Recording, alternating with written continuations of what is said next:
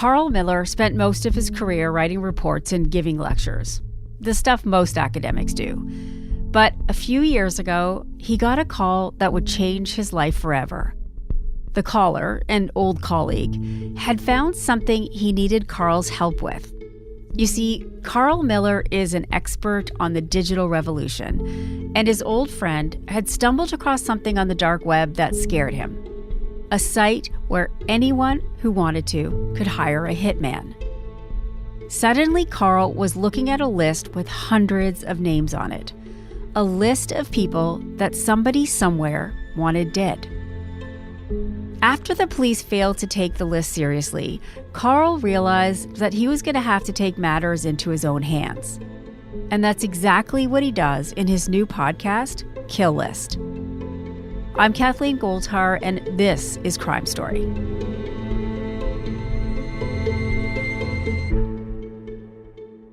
Carl, welcome to Crime Story. Hi, Kathleen. Nice to have you. So let's take us right back to that moment when you first opened up that page and you saw this list.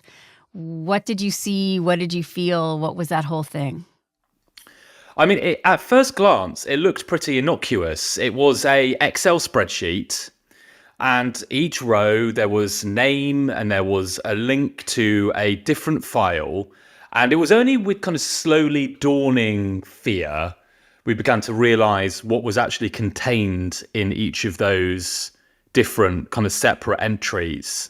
Often like quite long kind of messages and responses that had been sent over weeks or months, where someone was quite coldly and quite forensically, but then also sometimes quite urgently and quite frenziedly trying to arrange for someone else to be killed. How much Bitcoin should I pay? Tell me the execution time in advance. I can't be there. I would just like this person to be shot and killed. Where, how, and what with does not bother me at all. I would just like this person dead. And it took a while, honestly, Kathleen, for that to emotionally really sink in. It takes a while, I think, for it to be translated into human targets rather than just names on that list. Yeah, and I guess as like an academic who studies the dark web, studies like the evolution of digital stuff, you have to sort of move past the academic, I guess, at some point. For sure. I mean, I'm a very long in the tooth think tanker. So I'm much more at home in the world of kind of concepts and ideas and data. And in fact, I've always been fascinated by tech, always by the internet. And I've tried to study it throughout most of my career, but I'm far more at home and was doing it in ways which was about evidence and about research and about arguments and about big ideas than it really was about crime, danger, urgency, or people. And so, yeah, I mean, it was an entirely new kind of thing for me to be doing, and it felt very, very unfamiliar. But what did you see that you understood, and when did you understand that this was real, that you had to take it seriously? Because there is so much on the internet that's bullshit. So I'm just curious to know from your background and what you saw that made you say, no, this is actually something I need to move beyond just an academic look. So, I mean, there was a small part of me that didn't really believe this was real until we saw the first wave of people being arrested. Oh, interesting. Because what we were being given were simply these documents with all these things on it. And you know, they might not have been real. What we did know, though, Kathleen, from the beginning was that dangerous people had been using this website in the past. So already in our memory, and this is a story that we begin Kill List with, is Amy Allwine, who back in 2016 had been killed by a user of the website going by the name of Dog Day God, who turned out to be Stephen Allwine, her husband. On this first day of testimony, some chilling evidence introduced. The 911 call where Stephen Allwine calls police to say his wife has just taken her own life. And in the background, you can hear their 8-year-old son saying, "Dad, does this mean you'll get married again?" For police and prosecutors, it was the first indication this was no suicide. It was first-degree murder. And so we knew going into this in 2020 that when we saw these new kill orders, new people being targeted, the first person to jump into my mind was Amy. But you know, there still was, in all honesty, a kind of little skeptical core of me all the way through to being informed that some of the people whose messages we were intercepting ended up being arrested. And then you decide you're going to go to the police. Where did you even start? You know yourself, the internet is borderless. You're in one area. A lot of these orders were international. So how did you even decide who to call? Well, I just phoned the local police. I mean, it sounds quite naive, but, you know, I mean, we're all trapped in our houses. It's 2020. It's lockdown. And so I genuinely just phoned the kind of non-emergency police number for the Metropolitan Police in the United Kingdom. And like before long, the police like physically arrive at my house. So there's a kind of police van that's kind of lurking. It's, for some reason, do not know to this day why, the police van kind of sits outside of my house for a solid hour as I'm kind of nervously peering through my window at it. And then finally, and these are the first people, I think, first strangers certainly, that I've spoken to in ages, knock on my door and are in my living room. And that really makes it begin to feel very real in a way it hadn't up to that point. And how did they handle it? They were very polite. They were very earnest. They were very young. So they were both probably in their kind of mid-20s, being very struck that they were wearing quite formal uniforms. And they actually had those notepads that you see on crime dramas, you know, with the kind of like black leather. Black. Yeah, they flipped it open and they were actually writing kind of earnestly in it. They did tell me one of the reasons that they were there was to do a mental health check on me. So there was definitely a aspect of the story which was so fantastical that there was a worry within the police that I was just mad. But when they realized I wasn't mad, they did take it seriously. They did believe me. They believed that the danger was real. But what we realized in the weeks after, and this was a great difficulty, was that because none of the cases at that point were from the UK, they simply did not know or did not think it was their problem to do anything about all these international cases. And that's when we ran really into, I guess, the first brick wall was then their proposal for how to handle this, which was to go via Interpol. And, you know, it quickly transpired to us that this was just not going to work. This wasn't going to be in the way in which people could be made safe, properly warned, or investigations could be launched. So you decide with your producers to take it on. What kind of a job were you facing? Well, I don't think we had any idea what we were facing when we started. We were just convinced that going via Interpol wasn't going to be effective. And by the way, I want to explain this point because I think it's unbelievably important, if somewhat technical realization that we had. But it does explain why we took, I think, the rather unusual or even extraordinary decision of trying to reach the people targeted on the kill list ourselves, which I can imagine to some people listening to this might sound like a very, very strange or possibly even foolhardy thing to do. Yeah. So when we gave information to the Metropolitan Police, they gave it to Interpol, and Interpol gave it to the police forces around the world. So this chain was created. The problem was that those police forces, wherever they were in the world, they would not know who gave them the information. They wouldn't be able to ask us any questions, and that we couldn't then pass additional information to them. And we were getting additional information every day, new orders, new messages, updates to messages, and sometimes payment details.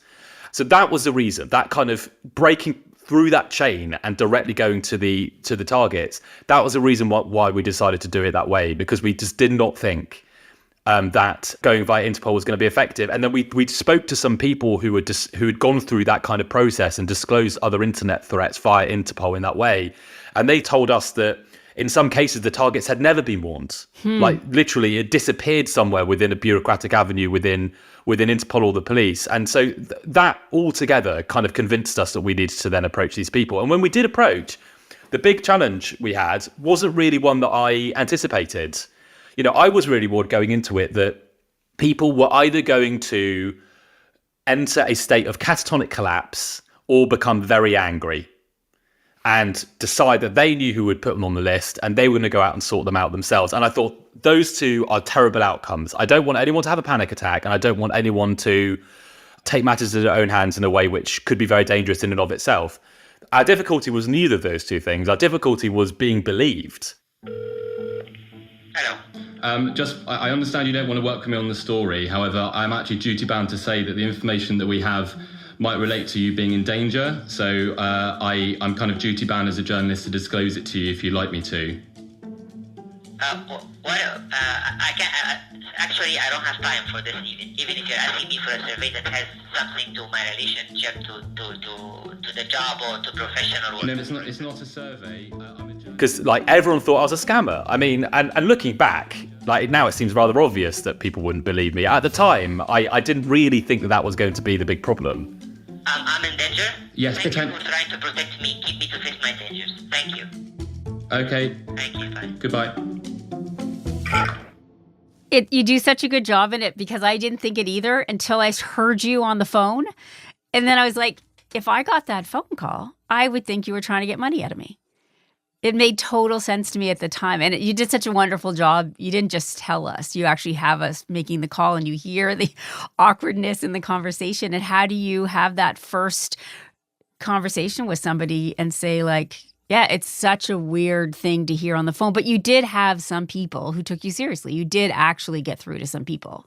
And you specifically tell us about some of them. Elena is one of them. Can you tell me about her? Yes. Well, we only really got taken seriously when we changed up our strategy.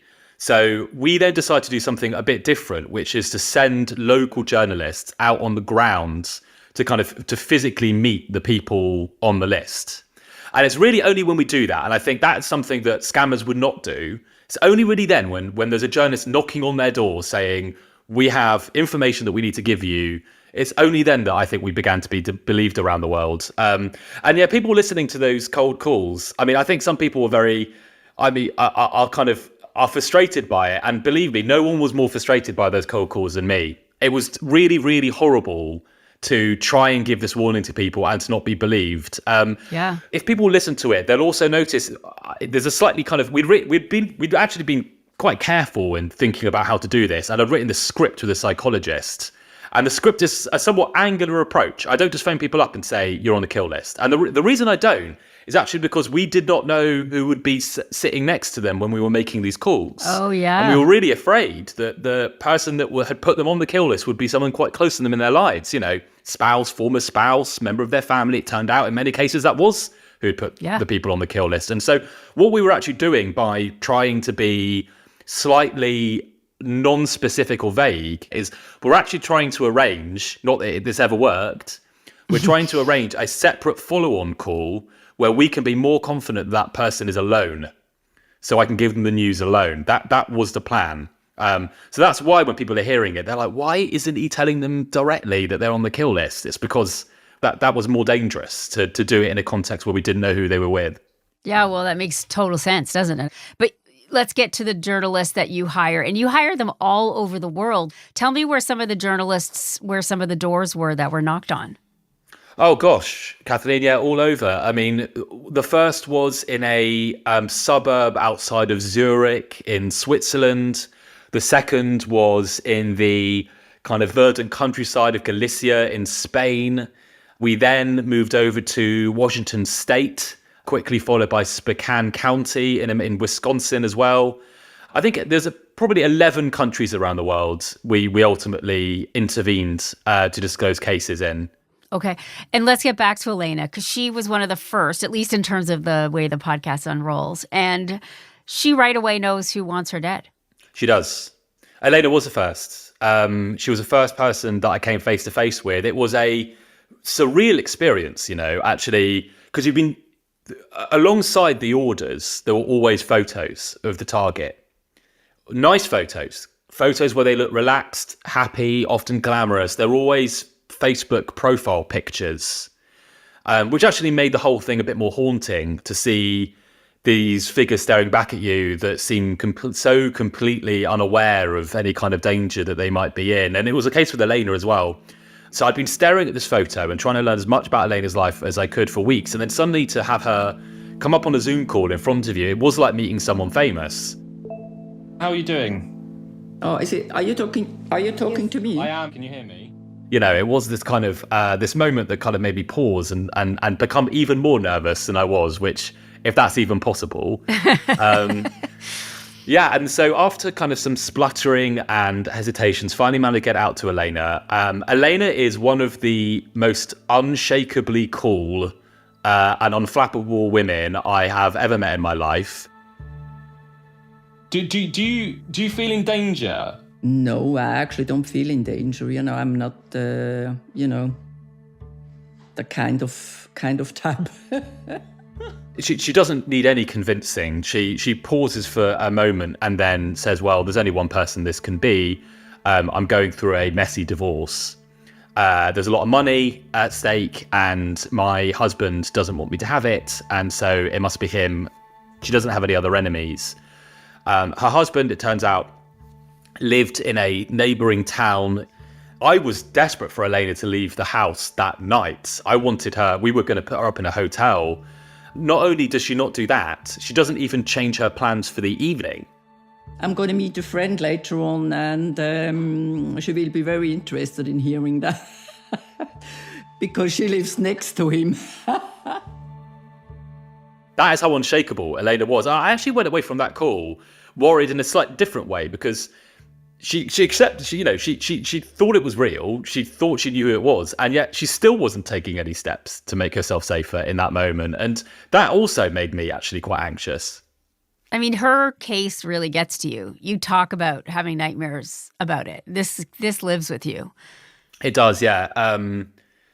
It's not actually just Elena. Actually, it was what we learned next. So we speak to her again a few days later. I'd phoned her in the middle of the night. We'd seen a lot of more money come into the order. It had gone from about 70,000 up to about 30,000 from memory in Bitcoin.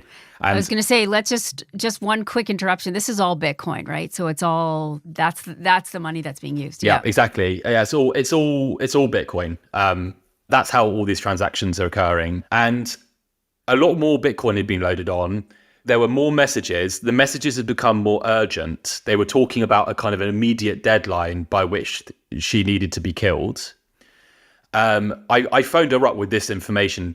I didn't feel like we could wait any time at all before we told her all of this. I think it was also beginning to sink in a bit more to her then, a few days later.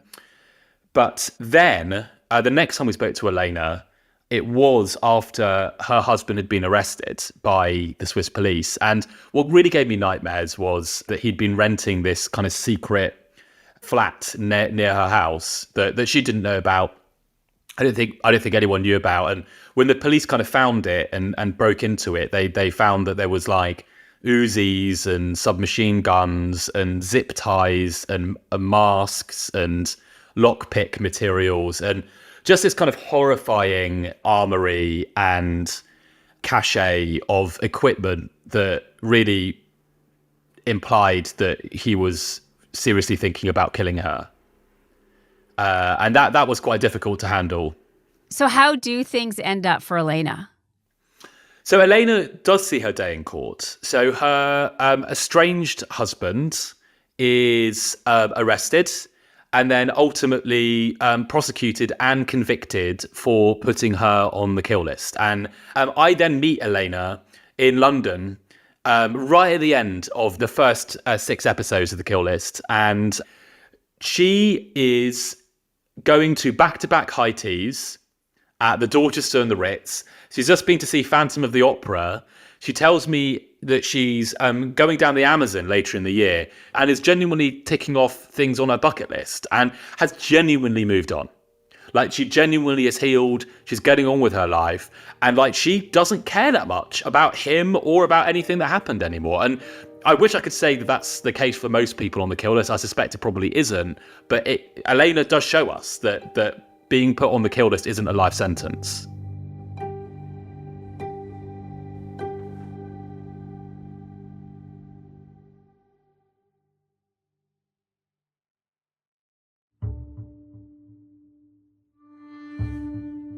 You're telling me that you're getting all this updated information every day. You're seeing new stuff. How are you doing that? What kind of access? Why do you have access to that stuff? So we broke into the site.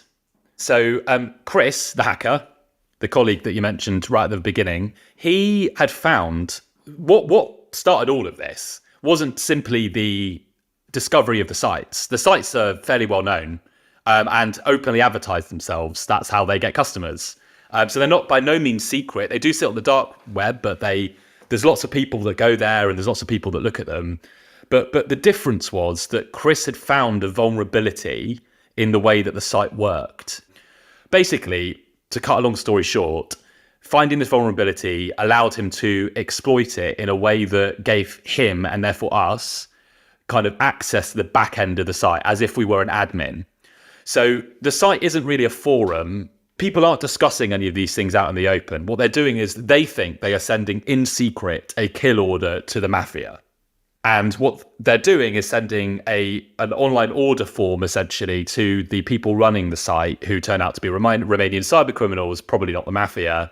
But he could then intercept all of these. So he was sat there every day, basically scraping these new messages, bringing them out, and then packaging them up and then sending them to us. So we would often get, several updates a day of new messages being added to current cases.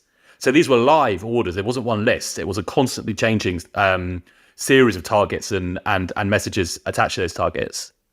So this is a scam, right? There weren't actual hitmen at the end of this. What do we know about who was running the site? Yes. All right. Well, the kind of kingpin of this operation goes by the name Yura. He is someone that we know something about. Chris managed to, at the beginning of all of this, also hack into Yura's email. And Yura, thinking that Chris was law enforcement, began to actually communicate with him. Yura is very likely a cyber criminal, financially motivated cyber criminal, probably. And what we realize is that some materials which we discovered were actually of Yura taking screenshots, believe it or not, of his own desktop. And it turned out that everything that he was taking photos of was from Romania. So we had a good idea that he was in Romania. We had a good idea that he'd set this site up. He'd seen, he told us, this niche in the hitman for hire market where he thought that he could create a website that looked more legitimate than the others, could invest a bit more money into it. And the important thing to know about Yura is that he had no interest in actually killing anyone. So he never sent out any hitmen. He never tried. What he was doing was simply taking the money from all the people that were ordering these hits. And what he was telling us was, hey, I don't know why you're coming after me. I'm just taking the money from serious criminals. I'm doing a good thing. If anything, you should be thanking me. What I'm doing is like taking away their trust in these hitman for hire sites. And they won't try again, and they won't find a real hitman because they'll think that everyone's trying to scam them. So that was Yura. Sometime later, I don't know if you want us to jump forward in this story, Kathleen, but we then do see a series of raids in Romania sweeping up not just one person, but actually a whole gang of people who were running a hitman for hire site. And that happens right at the moment where the site changes and we get locked out. And so we think that was, if not Yura, then people connected to Yura. How much money do you think could possibly have been made in this scam? Oh, well, I mean, possibly millions upon millions. The crucial factor is, did Yura change his Bitcoin into money, into fiat currency? That's always the question. That's the big question. So if he did, it's probably in the low millions, 2 million. If he didn't, if he sat on that Bitcoin till today, Yura is a seriously rich individual. Do you have any idea where Yura is now? I think Yura is probably still in Romania. We've never seen him being convicted, so he's likely free and possibly running the site for law enforcement. Oh, interesting. So he's flipped. Did it make you feel better that it was a scam? I mean, it's interesting that he gave Chris that information, but was there any relief in you when you realized that this long list, nobody was actually ever going to be killed, at least from that list? Well, two things were really clear to us at the beginning. Number one, yes, of course. I mean, not actually having to contend with an international cartel of hitmen flying around the world, it was a relief because we had enough problems of our own at that point to not have to deal with that as well. But that never made me feel that these people were safe. I mean, remembering Amy Allwine, she was killed by someone that put her onto the marketplace. Elena might well have been killed by someone who put her onto the marketplace. there were plenty of other people that when we intervened and found and learned more about their lives, we found in like desperately dangerous situations of one kind or another, sometimes desperately trying to raise the alarm and no one listening to them. So, it was really clear to us from the very beginning that people placing the orders were really, really dangerous. And you met one woman who never does figure out who wanted to kill her. We did. Yeah, Anna. Anna, yeah. I mean, and that's just so sad. I mean, I just feel so horrible for Anna that she never got closure. And in fact, the vast majority of the people on the list didn't get closure. 175 kill orders we ended up disclosing. I think 28 people have been convicted. So Anna's experience is most people's experience. She went for years. She believed it was one group. Another person was arrested, but Anna hasn't seen her day in court yet. And you think now this list is being managed by the FBI? Yes. Tell me more about that. What do you think they're doing and how do you know that? So actually, we probably should first mention the FBI a bit more. So we begin to have this success with Elena. We reach Anna. We reach Jennifer, who is in Spokane County in America. We begin to reach people on the list, and these law enforcement investigations begin to roll out. But we really struggle. The investigation really struggles to scale, and we're dealing with all these cases around the world, sometimes quite hostile law enforcement agencies, actually, often disbelieving us, sometimes laughing us literally out of the police station, sometimes telling the targets that they thought that we were behind the website or that we were making it all up or that we were scammers. And just as it all feels like it's about to come apart at the seams, we actually get a call from the FBI who had heard of what we were doing and they wanted to start to cooperate with us. And when we spoke to them, they were conscientious, polite. They didn't think that we were scammers. And crucially, they were really technically capable. They had specialists. They had people that understood Bitcoin. They had people that understood the darknet. And they began to take all of our cases and both vouch for us abroad and investigate the ones in the United States. And then we really saw convictions begin to mount, kind of one after the other, going into the dozens of people began to be caught. They were quite inventive. They would fake being the hitman. They would take proof of death photos. They were quite proactive. They met one perpetrator in a parking lot, as a guy pretended to be a Harley Davidson driving like biker hitman. I mean, they would do all kinds of crazy stuff. But it was working. But what we could not convince them to do was to break into the site. And we're just sat there being like, why are we continuing to do this? This tiny little group of podcasters, like 2 years in, someone else should be taking control of the site. This shouldn't be endless. Like, how do we get out of this position that we're in?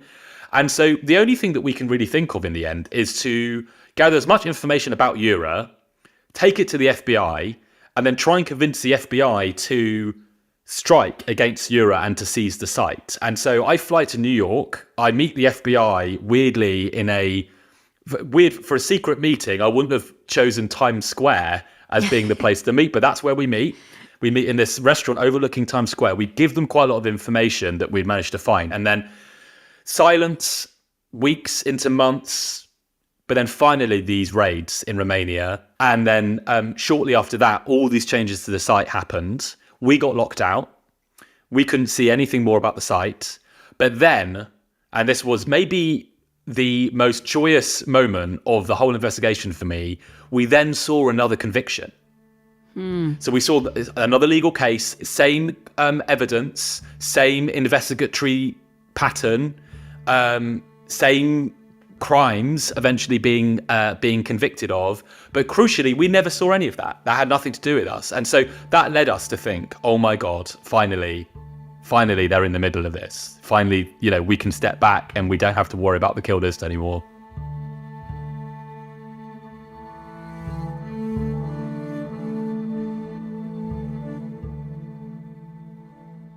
How did you go from being an ivory tower academic think tank dude to Times Square and FBI agents? How did it change you? How did it impact you beyond the emotional fear for these people, which is a very human instinct, and thank God you have it because you did help some people. But beyond that, tell me about sort of what it did to you and who you've become. Well, I mean, I think it's an experience, both in terms of like, I don't know, like skill set or whatever it is. I think it does harden you. I certainly don't think I'm the naive, bumbling, nervous person I began this story as, if I'm honest with you. Yeah. I think you go through this, and they're really, really difficult moments telling someone that someone's trying to kill them. Being with someone in the moment of greatest despair, where they're just sat there in a darkened room asking you, is there going to be a way out of this for me? And you not knowing what to say. Or facing down police officers that very unjustifiably and illegitimately hold a suspicion about you somehow being involved in the story. I think all of those things kind of put together mean that now I don't quite feel the same nerves or the same pressure going about kind of normal life, because, you know, going through all those things have kind of tempered me in a way. And I'm sure the other people on the investigatory team as well. I also think that just from a kind of journalistic perspective, it's made me much more able to write and talk about people. I think as a think tanker, as a researcher, talking about people's emotions and vulnerabilities and despairs and joys, how they become more resilient and heal or how they don't, all of that, it just isn't something that you learn how to do. It's not something you're comfortable doing. You want to talk about evidence and you want to talk about arguments, and actually that wasn't ultimately what this story was about. This story was about people, ultimately the people on the kill list. Really, those are the people that we got to know the best. We can pierce somewhat into the lives and the minds of the people that put them there, but the people that we really got to know well were the people that were targeted, and we got to know some of them really well. I mean, we were invited to one of their weddings. You know, I for Jennifer, the woman from America, I spoke to her the first day after the perpetrator put on the list was arrested, and the first day after he was convicted. And those were moments I'll never forget of being able to share those with her, because they were moments, huge turning points in her life, where she went from being in a place that was really terrible and really horrible and really scary to a place that felt a bit better each time. And that's just not something, I think, that I don't know what job or background prepares you for any of that. Lastly, I'm just curious too. I mean, you spent so much time of your life looking at the dark areas of the internet. And then you do this podcast that is this intersection of the dark areas of the internet and the darkness of humanity. Like, how have you, even academically or intellectually, sort of thought about that intersection, and where does it leave you? Right. Well, the slightly arid kind of research term we have for all of this is online harms, which sounds like a bit of a euphemism, doesn't it, compared to what we have to deal with. But I have not come away from this actually thinking the worst of humanity, which I know is a kind of odd thing to say, because I've spent a lot of time peering at the worst of humanity. And those, you know, I hope no one listening to this has to read anything as grotesque and disgusting as those kill orders. They are the worst things you could ever possibly imagine. And I actually stopped reading them for a long time because I just couldn't. But I haven't come away thinking that humanity is any worse. In fact, actually, there's so much in the experience of investigating and doing the kill list that has made me think that humanity is actually more likely to be generous and brave. The local journalists, so it's COVID. The world is shut down. We phone up a local journalist wherever it was. They don't know me. They don't know anything. And we are asking them to go into a situation. The only thing that we know about that situation is that it's dangerous. They don't know who they're going to meet. They don't know who's put that person on the list. They don't know what dangers face them. Every single time, these people said yes. You know, the bravery that it took for these predominantly young journalists to travel across their city to go and meet this person and deliver that warning to them, and to ultimately get them into a call so I could tell them more about the investigation. That, to me, like, cancels out every single grotesqueness of the people that put the targets on the kill list. I mean, what acts of bravery that were, and what acts of generosity as well. those are the ones that I think about more, actually, than the people that created the kill list in the first place. Well, I'm glad that's how it ended for you. And thank you for your work. I mean, it's a really great podcast, and the investigation is spectacular. So thank you. Thanks, Kathleen.